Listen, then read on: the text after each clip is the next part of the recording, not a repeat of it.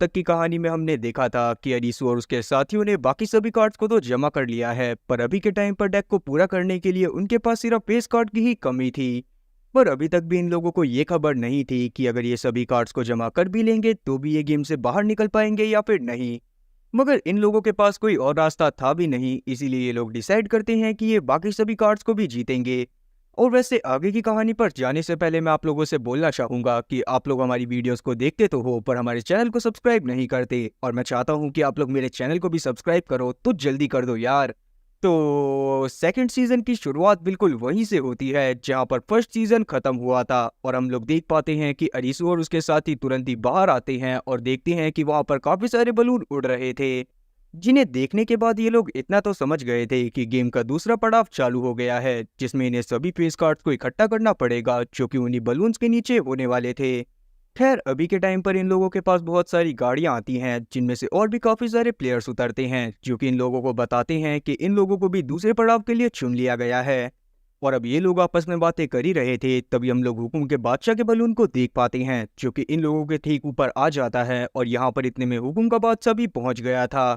और क्योंकि अभी के टाइम पर अरीसू और उसके दोस्त हुकुम के बादशाह के इलाके में थे, इसीलिए वो यहाँ पर आने के बाद जितने भी लोग उसे दिखते हैं उनके ऊपर गोलियां बरसाना चालू कर देता है, जिस दौरान काफी सारे लोग मौके पर ही मारे जाते हैं। और तभी हम लोग अरीसू और साथी ओसागी को भी देख पाते हैं जो कि तुरंत ही भागकर एक गाड़ी के पीछे छुप गए थे। तब कोना और साथी चीसिया भी बिल्कुल ऐसा ही करते हैं और वो लोग भी एक गाड़ी के पीछे छुप जाते हैं। तभी यहाँ पर एंट्री होती है टट्टा की, जो कि एक गाड़ी को लेकर आ गया था, और यहाँ पर हम लोग देख पाते हैं कि अरीसू, ओसागी, चीसिया और साथी कोना तुरंत ही उस गाड़ी के अंदर बैठते हैं और यहाँ से भागने की कोशिश करने लगते हैं। लेकिन अभी के टाइम पर भी हुकुम के बादशाह ने इन लोगों का पीछा नहीं छोड़ा था, वो तुरंत ही इन लोगों के पीछे आता है और इन लोगों के ऊपर फायर करना चालू कर देता है। और तब अरीसू अपना दिमाग लगाने के बाद समझ गया था कि जो कार्ड इन्हें दिखाए जा रहे हैं उन लोगों का पहले से ही कोई मालिक है, और अगर इन लोगों को उन कार्ड्स को हासिल करना है तो इन्हें कुछ भी कर उन सभी कार्ड्स के मालिक को हराना पड़ेगा, जिसके बाद ही इन्हें वो कार्ड्स मिल सकते हैं। लेकिन अभी के टाइम पर ये लोग इतना ज्यादा ट्रेंड नहीं हुए थे कि ये लोग डायरेक्ट हुकुम के बादशाह से पंगा ले सकें, इसीलिए ये लोग यहाँ से लगातार भागने की कोशिश करने लगते हैं, जिस दौरान टट्टा की गाड़ी का बैलेंस बिगड़ता है और उसकी गाड़ी एक दूसरी गाड़ी से जाकर टकरा जाती है।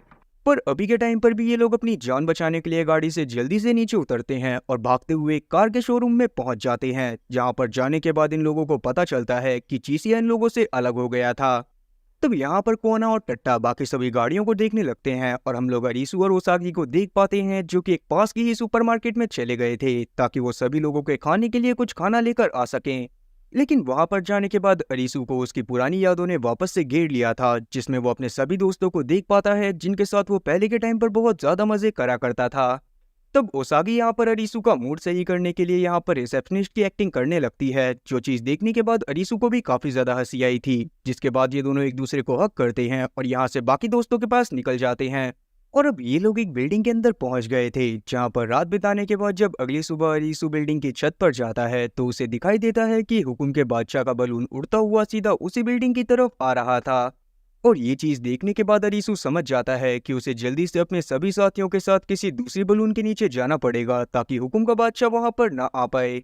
तब ये लोग डिसाइड करते हैं कि ये लोग चिड़ी के बादशाह की गेम की तरफ जाएंगे ताकि वहां पर जाने के बाद ये लोग उस गेम को जीत सकें और एक पेस कार्ड को अपनी लिस्ट में शामिल कर सकें। तब वहां पर जाने के बाद इन लोगों को पता चलता है कि असल में उस गेम को खेलने के लिए 5 लोगों की जरूरत थी, पर ये लोग तो 4 ही थे। और उतने में ही हम लोग निरागी को देख पाते हैं जो कि अभी तक जिंदा था और वही इस गेम का 5वां प्लेयर था।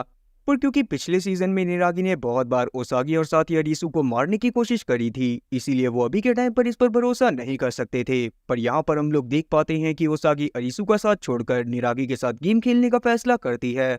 और क्योंकि अभी के टाइम पर ओसागी ने उस ब्रेसलेट को अपने हाथ में पहन लिया था, इसीलिए ना चाहते हुए भी अरीसू, टट्टा और साथी कोना को भी वो ब्रेसलेट अपने हाथ में पहनना पड़ता है। और फिर जैसे ही ये लोग थोड़ा सा आगे बढ़ते हैं वैसे ही इन लोगों के सामने चिड़ी का बादशाह आ जाता है, जिसने एक कपड़ा भी नहीं पहना हुआ था।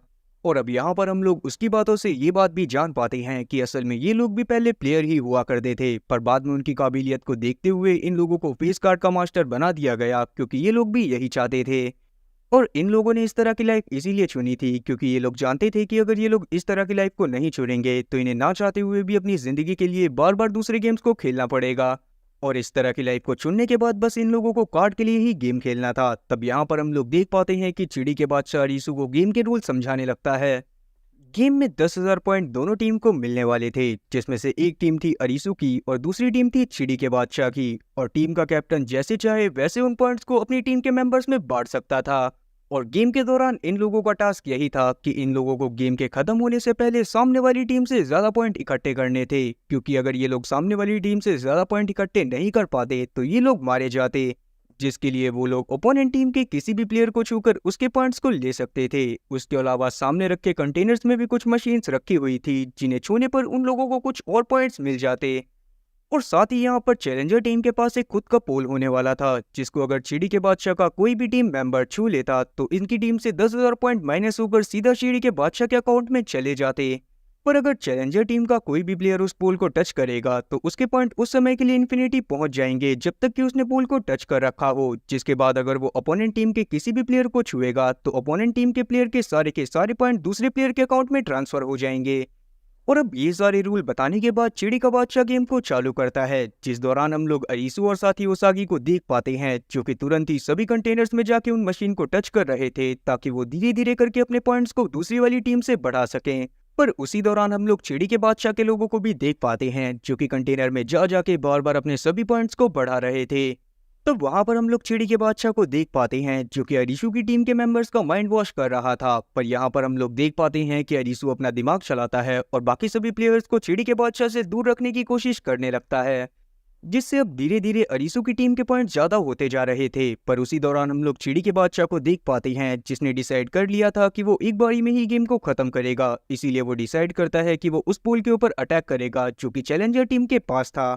लेकिन वहां पर हम लोग टट्टा को देख पाते हैं, जो कि उस पोल की निगरानी कर रहा था। और जैसे ही वहां पर चिड़ी का बादशाह आता है, वैसे ही वहां पर टट्टा भी अपनी पोजीशन पर खड़ा हो जाता है।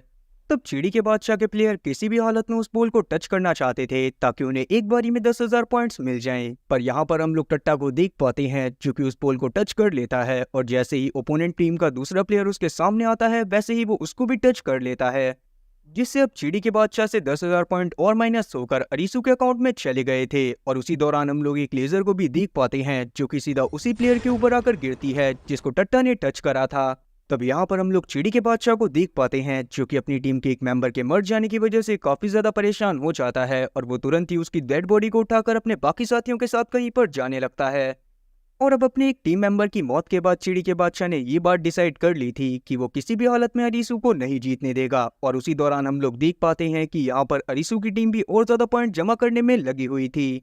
पर यहाँ पर अब चिड़ी का बादशाह अपने बाकी सभी टीम मेंबर के साथ मिलकर अरीसू की टीम से ज्यादा पॉइंट जमा कर लेता है और अरीसू को जाकर चिढ़ाने लगता है, क्योंकि अभी के टाइम पर बहुत कम समय बचा था और गेम खत्म होने ही वाली थी। जिससे अब अरीसू और बाकी सब बहुत ज्यादा परेशान हो गए थे, क्योंकि इन लोगों को समझ में नहीं आ रहा था कि ये लोग अपनी जान को कैसे बचाएंगे। पर यहाँ पर हम लोग ओसागी को देख पाते हैं, जो कि कंटेनर में जा जाकर और ज्यादा नंबर्स को इकट्ठा करने लगती है। और अब इन लोगों के पास चिड़ी के बादशाह की टीम से बस 500 पॉइंट्स ही कम थे। तभी हम लोग ओसागी के पास देख पाते हैं, जिसके पास निरागी पहुंच गया था, जिसे लग रहा था कि वो लोग गेम को नहीं जीत सकते, इसीलिए वो ओसागी का फायदा उठाना चाहता था। और यहाँ पर हम लोग निरागी को देख पाते हैं, जो कि खून की उल्टियां कर रहा था। इसका मतलब ये था कि अगर वो इस गेम में नहीं मारा जाता तो कुछ दिनों में वो अपनी बीमारी की वजह से वैसे ही मारा जाएगा। लेकिन तभी वहां पर अरीसू पहुंच जाता है, जिसने सबसे पहले निरागी की कुटाई करी थी, जिसके बाद वो उसे वहां से भगा देता है। और क्योंकि अभी के टाइम पर अरीसू समझ गया था कि वो इस गेम को नहीं जीत सकता, इसीलिए वो चिड़ी के बादशाह के पास जाता है और उससे विनती करता है कि चिड़ी का बादशाह उससे एक बार हाथ मिलाए। जिस पर चिड़ी का बादशाह भी मान गया था, क्योंकि उसे पहले से पता था कि उसके पास अरीसू से ज्यादा पॉइंट हैं, और अगर वो अरीसू से हाथ मिलाएगा भी तो भी अरीसू के पॉइंट ही चिड़ी के बादशाह के हाथ में जाएंगे। लेकिन जैसे ही वो अरीसू से हाथ मिलाता है, वैसे ही उसके अकाउंट में से कुछ पॉइंट माइनस होकर अरीसू के अकाउंट में क्रेडिट हो जाते हैं।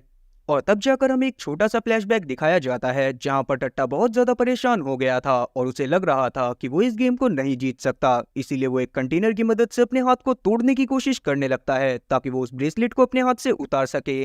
और तब तक वहां पर अरीसू भी पहुंच जाता है, जो कि टट्टा को रोकने की कोशिश कर रहा था। पर तब तक टट्टा ने अपने पूरे हाथ को तोड़ लिया था। और यहाँ पर अरीसू के दिमाग में एक आइडिया आता है, वो टट्टा के सारे पॉइंट अपने अकाउंट में क्रेडिट कर लेता है, जिससे अरीसू के पॉइंट अब चिड़ी के बादशाह के पॉइंट से ज्यादा हो गए थे। और क्योंकि ये बात चिड़ी के बादशाह को नहीं पता थी, इसीलिए वो अरीसू की बातों में आकर अरीसू से हाथ मिला बैठता है, जिससे चिड़ी के बादशाह के अकाउंट में से कुछ और पॉइंट माइनस होकर अरीसू के अकाउंट में चले गए थे।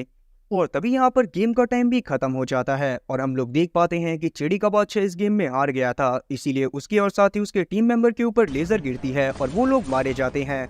और जब गेम को जीतने के बाद अरीसू टट्टा के पास वापस जाता है तो उसे पता चलता है कि हैवी ब्लड लॉस की वजह से टट्टा मारा जा चुका है। जो चीज देखने के बाद अरीसू को काफी ज्यादा बुरा लगता है, पर अभी के टाइम पर वो अपने बाकी सभी दोस्तों के साथ टट्टा की बॉडी को जमीन में दफना देता है और वहां से चला जाता है।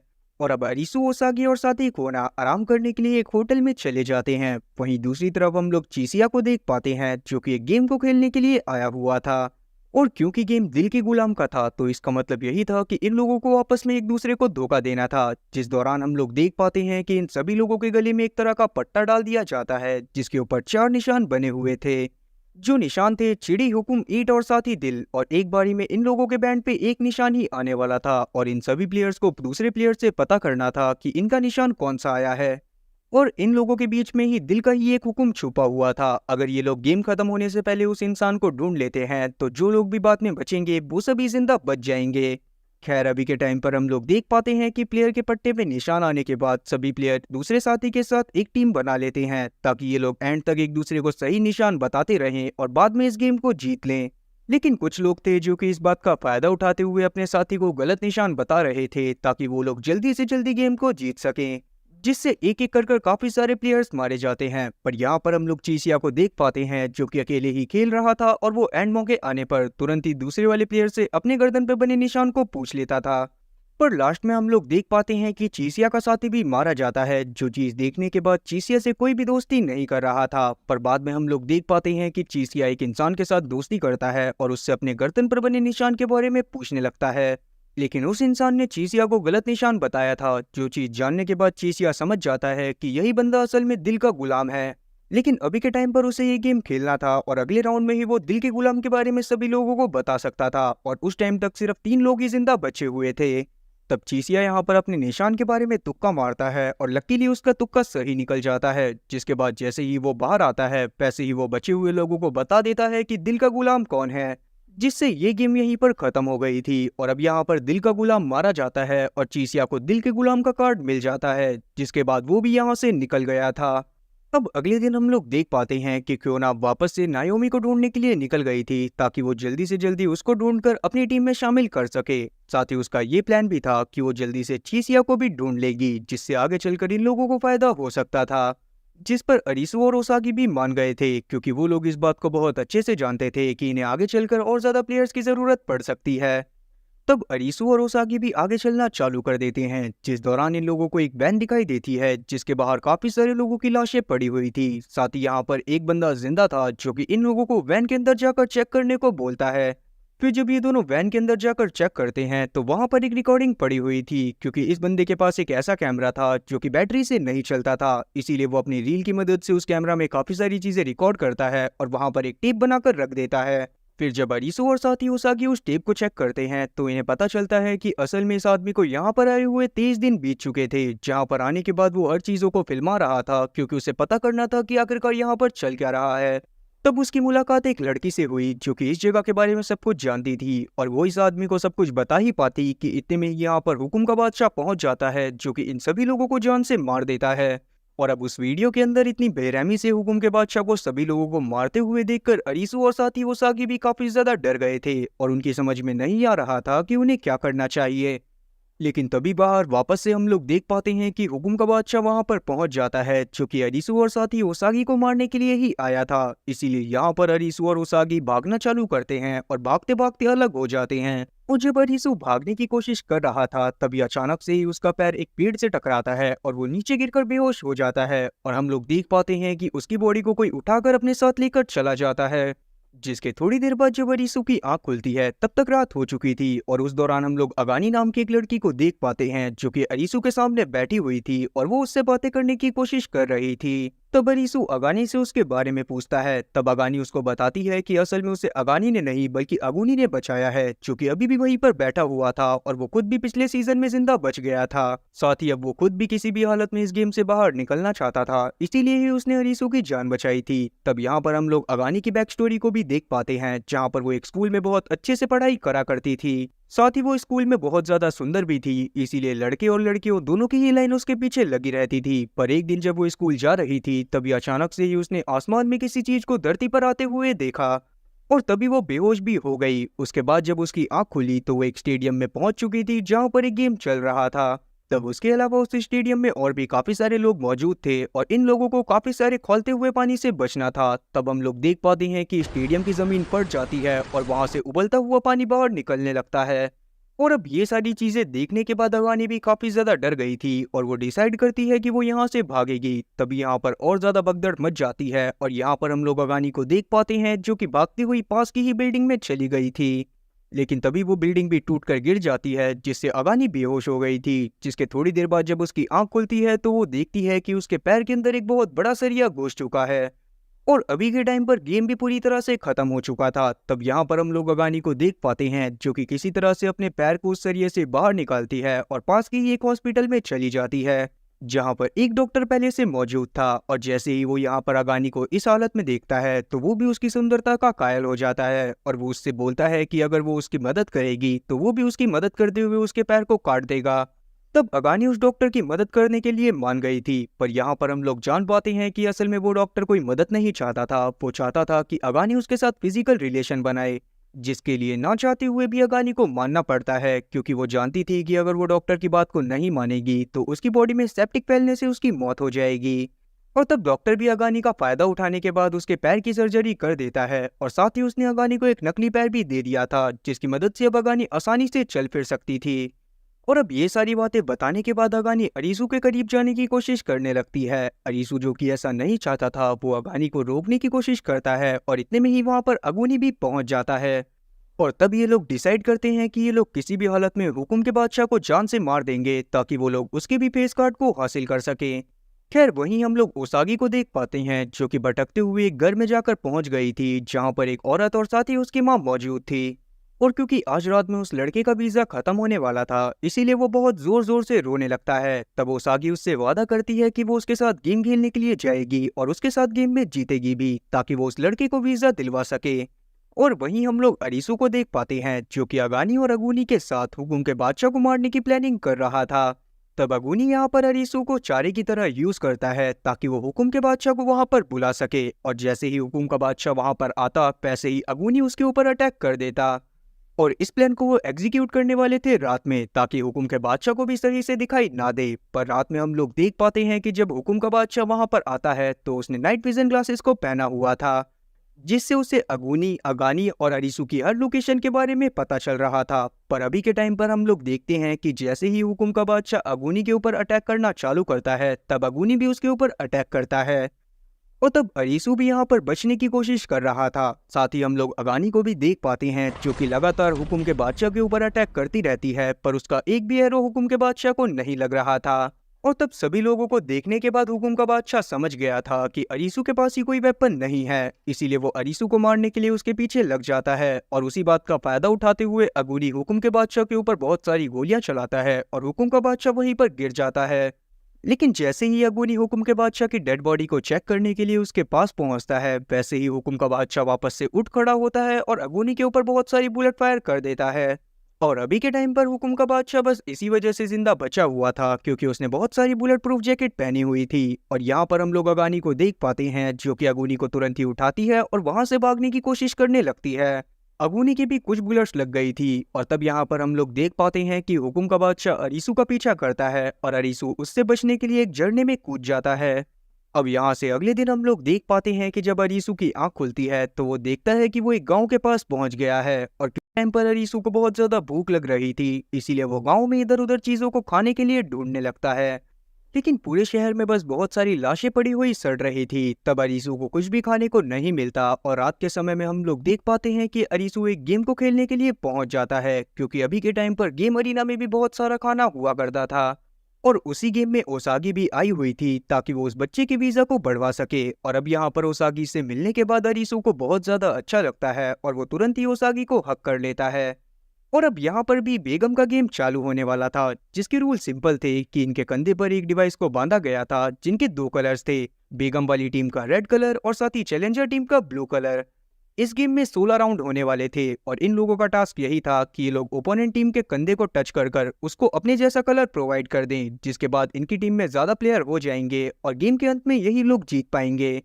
और अब गेम चालू हो जाता है, जिसमें अरीसू की टीम के लोग जानबूझकर बेगम की गेम में जा रहे थे ताकि वो लोग अपने आप को जिंदा रख सकें, जिससे धीरे धीरे करके अरीसू की टीम के सारे लोग खत्म हो गए थे और अरीसू की टीम में सिर्फ अरीसू, वो बच्चा और साथ ही ओसागी ही बचे हुए थे। वहीं दूसरी तरफ हम लोग बेगम को देख पाते हैं जो कि अपनी टीम वालों के साथ कोई प्लान बना रही थी।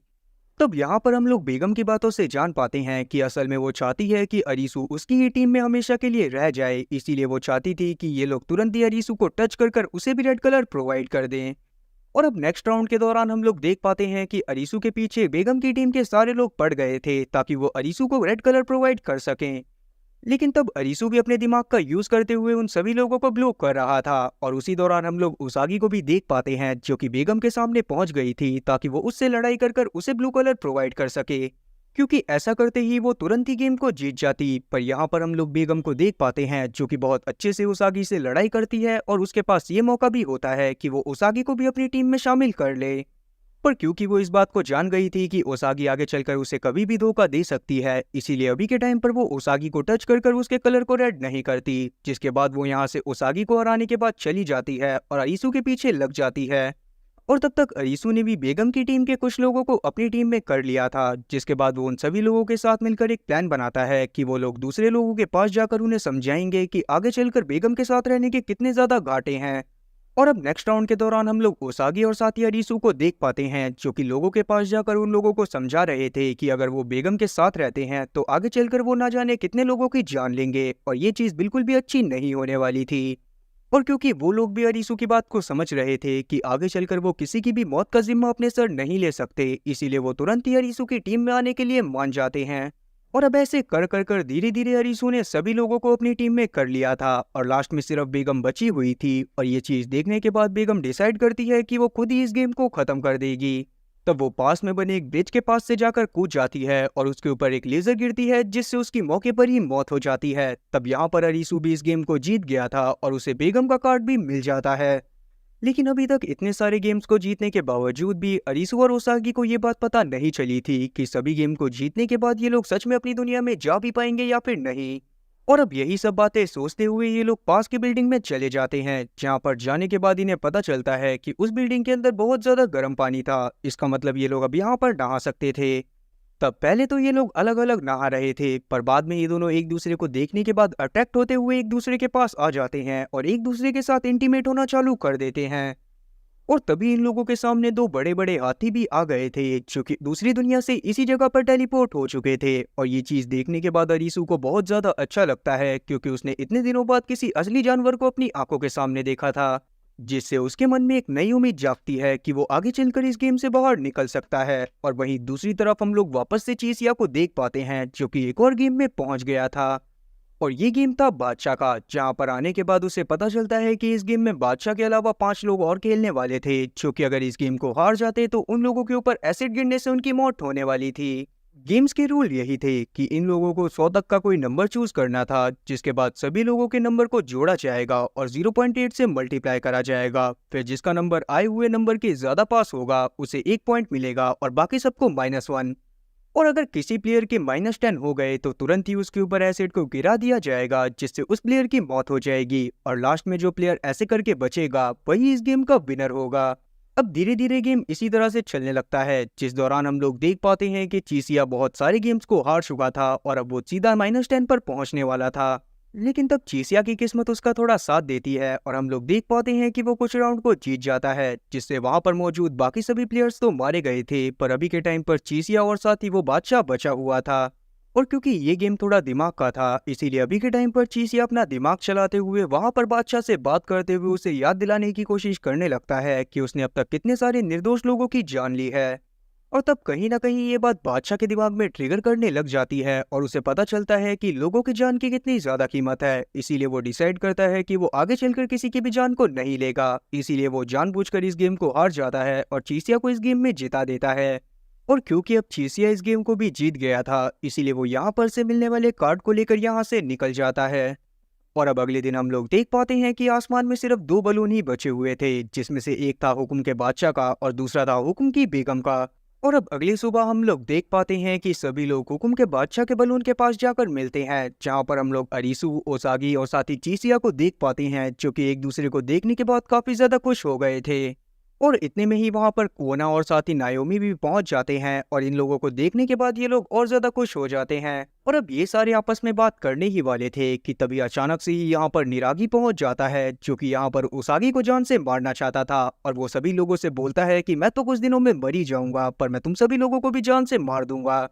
और इतना बोलकर उसने उसागी के ऊपर फायर कर दिया था। पर यहाँ पर हम लोग देखते हैं कि चीसिया उसागी की जान को बचाने के लिए खुद बीच में आ जाता है और चीसिया को गोली लग जाती है।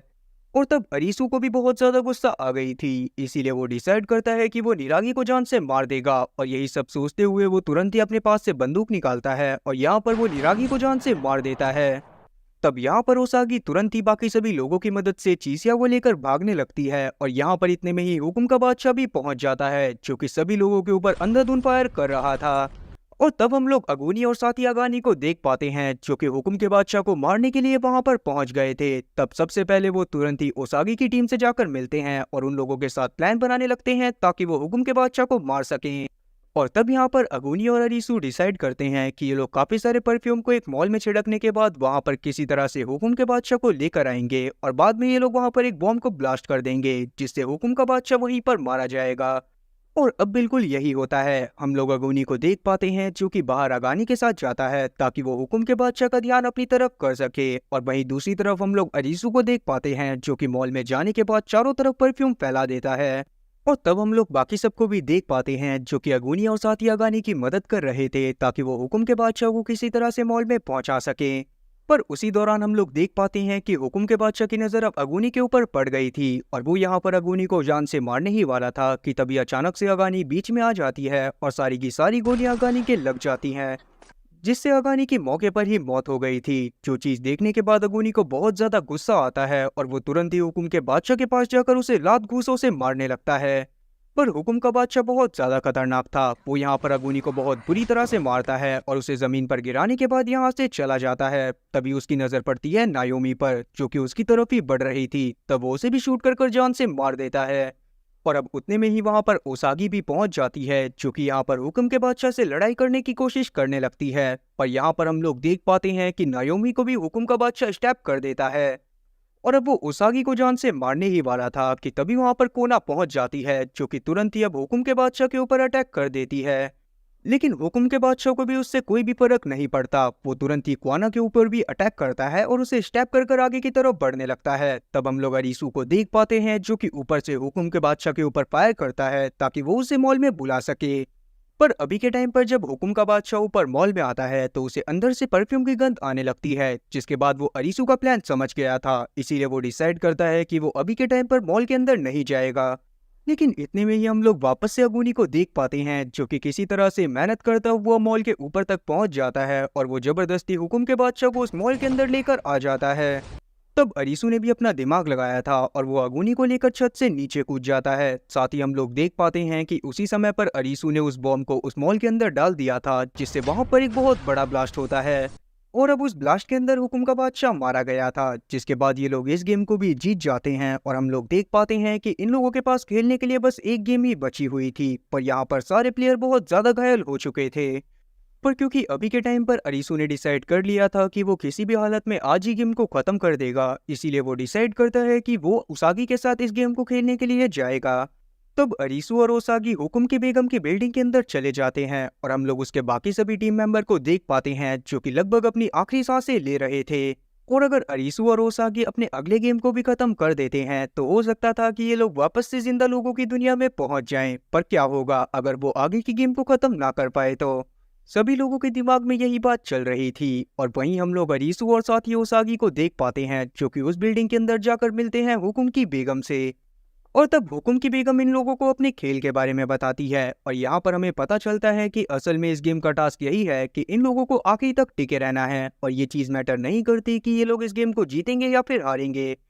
बस इन लोगों को आखिरी तक टिके रहना था। जो चीज जानने के बाद अरीसू डिसाइड करता है कि वो ही इस गेम को खेलेगा, तब वो ओसागी को साइड में बैठा देता है और वो बेगम के साथ गेम को खेलने लगता है। इन लोगों को गोल्फ की तरह बस एक बॉल को खड्डे के अंदर डालना था और ये लोग आपस में बातें कर सकते थे। तब यहाँ पर हम लोग बेगम को देख पाते हैं, जो कि अरीसू से बात करते हुए उसे अपने बातों में फंसाने की कोशिश करने लगती है। तब अरीसू यहाँ पर उससे पूछता है कि अगर वो इस गेम को खत्म कर लेगा तो वो अपनी असली दुनिया में जा भी पाएगा या फिर नहीं। जिस पर हुक्म की बेगम उसे बताती है कि क्या हुआ अगर मैं तुमसे बोलूं कि तुम सच में अभी भी अपनी असली दुनिया में ही हो, बस तुम्हारे दिमाग में ही ये सारी चीजें चल रही हैं और मैं असल में तुम्हारी साइकाइट्रिस्ट हूँ। तो पहले तो अरीसू को कुछ भी समझ में नहीं आता, पर बाद में उसे लगने लगता है कि शायद हुक्म की बेगम सही कह रही है, क्योंकि असल दुनिया में तो सारी की सारी चीजें नॉर्मल थी जब उसने लास्ट बार दुनिया को देखा था। और तब हुकुम की बेगम अरीसू को यहाँ पर बताती है कि जब वो अपने दोस्तों के साथ बाहर घूम रहा था और वो लोग सड़क पर मजे कर रहे थे, तभी अचानक से ही एक गाड़ी से उनका एक्सीडेंट हो गया था, जिसमें अरीसू के दोनों दोस्त तो मारे गए पर अरीसू जिंदा बच गया। लेकिन जिंदा बचने के बावजूद भी उसके दिमाग पर काफी ज्यादा चोट आई थी, इसीलिए उसे मेंटल हॉस्पिटल में भर्ती करवाना पड़ा, जहाँ पर हुकुम की बेगम कोई और नहीं बल्कि उसकी साइकाइट्रिस्ट थी। और अभी के टाइम पर वो अरीसू को मौका देती है कि वो वापस से जिंदा लोगों की दुनिया में पहुंच सकता है, पर उसे गेम को यहीं पर छोड़ना होगा। लेकिन तभी यहाँ पर ओसागी पहुंच जाती है, जो कि समझ गई थी कि हुकुम की बेगम अरीसू का दिमाग चेंज करने की कोशिश कर रही है ताकि अरीसू इस गेम को छोड़ दे और यहाँ पर आकर हार जाए। इसीलिए यहाँ पर ओसागी अरीसू से बात करते हुए उसे याद दिलाने की कोशिश करने लगती है कि उन दोनों ने साथ में कितना अच्छा टाइम स्पेंड करा था। और तभी अरीसू के दिमाग में भी ये बात आ जाती है कि अगर ये सब उसके दिमाग में है तो ओसागी का खून क्यों बह रहा है। जिस पर हुकुम की बेगम उससे बोलती है कि असल में ओसागी भी उसी मेंटल हॉस्पिटल के अंदर बंद है जिसमें अरीसू को रखा गया है, और इसीलिए उसे ओसागी भी अपने ड्रीम में दिखाई देती है, क्योंकि वो उसे अक्सर हॉस्पिटल के अंदर देखता रहता है। पर क्योंकि अभी के टाइम पर ओसागी का खून सच में बह रहा था, इसीलिए अरीसू समझ जाता है कि हुकुम की बेगम उसे अपनी बातों में फंसाने की कोशिश कर रही है। इसीलिए वो उसकी सभी बातों को नकारता है और वापस से गेम खेलने पर फोकस करने लगता है। और क्योंकि अब अरीसू लास्ट तक टिक गया था, इसीलिए वो तुरंत ही इस गेम को जीत जाता है। तब हम लोग देख पाते हैं कि पूरी दुनिया में आतिशबाजी होने लगती है और बाकी सभी प्लेयर भी इस चीज को देखकर काफी ज्यादा खुश होते हैं। और तब यहाँ पर हुकुम की बेगम अरीसू को दो चॉइसेस देती है कि या तो वो इस दुनिया में रहकर इस दुनिया को संभाल सकता है, या तो ये वापस से अपनी दुनिया में जाकर अपनी दुनिया में ही जी सकता है। पर क्योंकि अरीसू ने इस बात का आंसर भी पहले से सोचा हुआ था, इसीलिए वो डिसाइड करता है कि वो आगे चलकर अपनी ही दुनिया में जाएगा, जहाँ पर हम लोग देख पाते हैं कि अब बेगम के ऊपर वापस से एक लेजर लाइट गिरती है और बेगम वहीं पर मारी जाती है। और तब हम लोग देख पाते हैं कि अरीसू ओसागी और बाकी सभी प्लेयर जो कि अभी तक जिंदा बचे थे, उन सभी लोगों की आंखों के सामने वाइट वाइट धुआं आ जाता है। और अब कहानी वापस से वहीं से चालू होती है, जहां पर हम लोग अरीसू, कोराबी और साथी छोटा को देख पाते हैं, जो कि साथ में बातें कर रहे थे। और यहाँ पर हम लोग ये भी देख पाते हैं कि जिन भी प्लेयर्स को अभी हमने गेम में देखा, वो सभी लोग भी यहाँ पर मौजूद थे। और फिर जब अरीसू, कोराबी और साथी छोटा उस मेट्रो स्टेशन के बाथरूम में जाते हैं, तभी बाहर यहाँ पर एक बहुत बड़ा मीटियोर गिरता है, जिससे यहाँ पर मौजूद सभी लोग बहुत बुरी तरह से घायल हो गए थे। और तब जाकर हम लोग जान पाते हैं कि हम लोगों ने गेम वर्ल्ड में सिर्फ उन्हीं लोगों को देखा था जो कि इस इंसिडेंट में घायल हो गए थे, और इस इंसिडेंट में घायल होने के बाद वो लोग बॉर्डरलैंड के अंदर पहुंच गए थे, जहां पर अपनी स्किल का यूज करते हुए इन लोगों को खुद डिसाइड करना था कि ये लोग जिंदा बचेंगे या फिर नहीं। इसीलिए गेम में जो लोग मारे जाते हैं वो लोग असली दुनिया में भी मारे जाते हैं, और गेम के बाद जो लोग असली दुनिया में वापस आते हैं वो अभी भी जिंदा थे। अब आगे हम लोग अरीसू को देख पाते हैं, जिसकी जब हॉस्पिटल में आंख खुलती है तो उसके सामने उसका भाई खड़ा हुआ था, जो कि उसे बताता है कि अरीसू के दिल की धड़कन 1 मिनट के लिए रुक गई थी। और यहाँ पर मौजूद बाकी सभी लोगों के साथ भी सेम चीज हुई थी। इसका मतलब यही था कि सीजन 1 और सीजन 2 में हमने जितना भी टाइम देखा वो असल दुनिया के हिसाब से सिर्फ 1 मिनट का ही टाइम था। पर अभी के टाइम पर हम लोग देख पाते हैं कि किसी को कुछ भी याद नहीं था। तब यहाँ पर अरीसू को बताया जाता है कि कोराबे और साथी छोटा मारे जा चुके हैं, जो चीज जानने के बाद अरीसू की आंखों से आंसू आ जाते हैं। और फिर जब अरीसू बाहर जाता है तो उसकी मुलाकात ओसागी से होती है, जिसको देखने के बाद अरीसू को लगने लगता है कि शायद वो ओसागी को बहुत पहले से जानता है, जिसके बारे में वो ओसागी को बताता भी है। पर ओसागी के हिसाब से वो अभी अरीसू से पहली बार ही मिली थी। और तब यहाँ पर हम लोग ओसागी को देख पाते हैं, जो कि एकदम से अरीसू की तरफ पलटती है और उससे बोलती है कि शायद हाँ, हम दोनों एक दूसरे को बहुत पहले से जानते हैं। और तब ये दोनों बातें करते हुए हॉस्पिटल से बाहर जाने लगते हैं, और बाहर हम लोग देख पाते हैं कि एक टेबल के ऊपर बाकी सारे कार्ड के पत्ते रखे हुए थे, और तब सभी पत्ते उड़ जाते हैं, पर यहाँ पर सिर्फ एक पत्ता रह जाता है, जो कि जोकर का पत्ता था। और इसी के साथ ये सीजन 2 यहीं पर खत्म होता है। तो उम्मीद है कि एक्सप्लेनेशन अच्छी लगी होगी। अगर एक्सप्लेनेशन अच्छी लगी हो तो चैनल को सब्सक्राइब करना और बेल नोटिफिकेशन को ऑल पर सेलेक्ट करना और वीडियो को भी लाइक करना। मैं ऐसी ही और मजेदार एक्सप्लेनेशन वीडियोस लाता रहूंगा। खैर, तब तक के लिए टाटा और गुड।